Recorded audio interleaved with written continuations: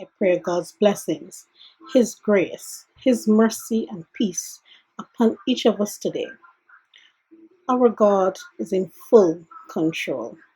Let us look at verses 1 of the 27th Psalm.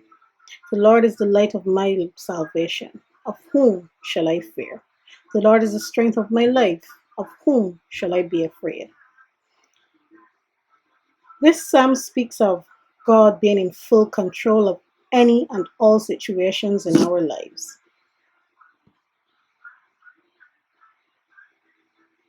To be faithful in any circumstance. To know that we know beyond all shadow of a doubt that we can be fearful of nothing. In Beijing, He got we back.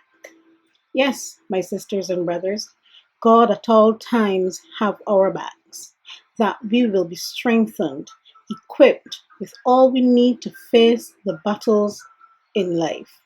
Today, that battle is the coronavirus and all that it entails, being in quarantine, on curfew, suspension or termination of our jobs, which translates into being away from our loved ones, being restricted in our movements, bills unpaid, worry about food supplies, and the list goes on. How is God in control? None of our utilities have been cut off. Companies have waived payment for 3 to 6 months. Food isn't scarce.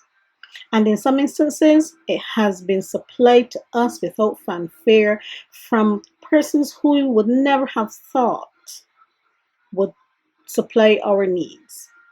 That is God in control of our circumstance. That is His provision for our needs.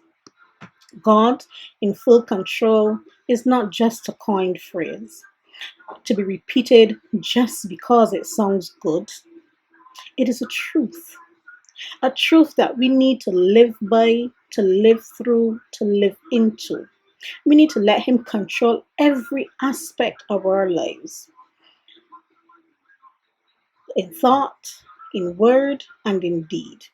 To ensure this, we need to feed on His word, read it, meditate on it, so that in times such as these, we know for certain that when we cry out to Him, that He is and He will be in full control of the situation, never leaving or forsaking us, that His word is yes and amen, and that this too shall pass, and that He has given us a spirit not of fear, but of love and a sound mind.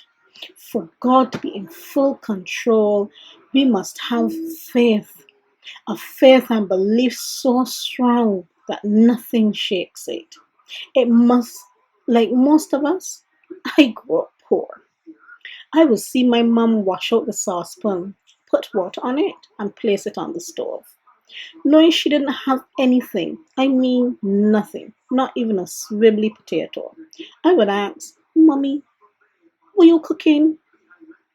She would say, food, and laugh. And she would say, wait, girl, God is in control. And I am still amazed to this day that every time bar none, someone would pass by and shout. If it was one of her friends, Euro. If not, Miss Cox, look here. And she would go to the window or the door, depending on if it was a friend or just an acquaintance. And then she would turn back to the stove and start to cook. Most times there was no meat, so she would make tomato gravy and we would eat. And all she would ever say was, I start the food and God finished it. That's our God. That was her God in full control of that situation.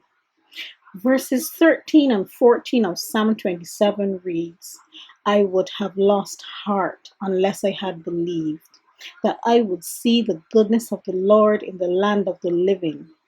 Wait on the Lord. Be of good courage, and he will strengthen your heart. Wait, I say, on the Lord. So, my brothers and sisters, I encourage you today to let God be in full control as he strengthens us, as he provides for us, as he protects us. Stay grounded in his word and see the beauty of his works. Father, Lord God, I come before you today and ask you to give us all that we need to let you be in full control of our lives. As we go through, Lord, let us turn to you in every aspect, knowing that you will answer because your words are sure. Father, that when we have come to the end of this time in our lives, that we will return to your tabernacle joyful to sing and to praise you. Father, I ask these things in your Son's name with thanksgiving. Amen. Thank you. And remember, let him be in full control. I love you. Have a blessed day. You know I love you.